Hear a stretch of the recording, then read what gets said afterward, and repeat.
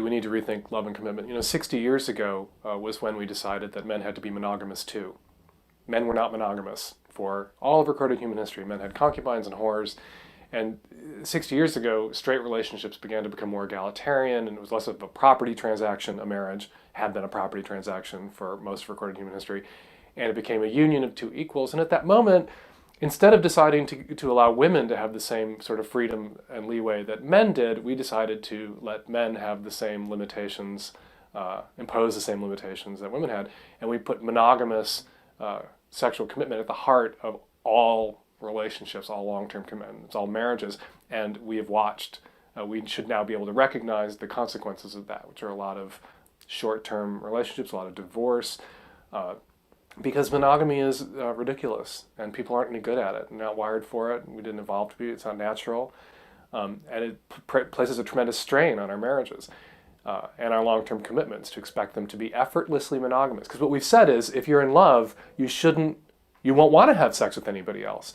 And what we need to tell people is that if you're in love, you can make a monogamous commitment, and you will refrain from having sex with other people, but you will still desperately want to fuck the shit out of other people. But people understand love means I don't want to fuck other people because of these misconceptions pumped into people's heads about romance and love and what it means. And so they meet somebody else that they're attracted to, and they're attracted to this other person. They go, well, I must not be in love with my partner anymore, otherwise I wouldn't be attracted to this person. Or they feel threatened when their partners are attracted to other people, as if, it makes them feel insecure.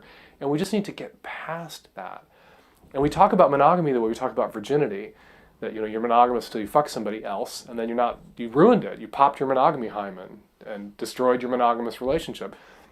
We need to talk about monogamy the way we talk about sobriety, which you can be monogamous and fall off the wagon and then sober back up. You can monogamous back up and get back on the wagon.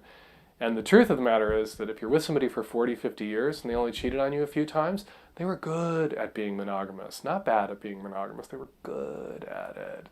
So I do think there needs to be some leeway. And a lot of really good, loving relationships are destroyed because somebody wants a little variety or isn't getting a need met and feels they have to step out, and it explodes the relationship.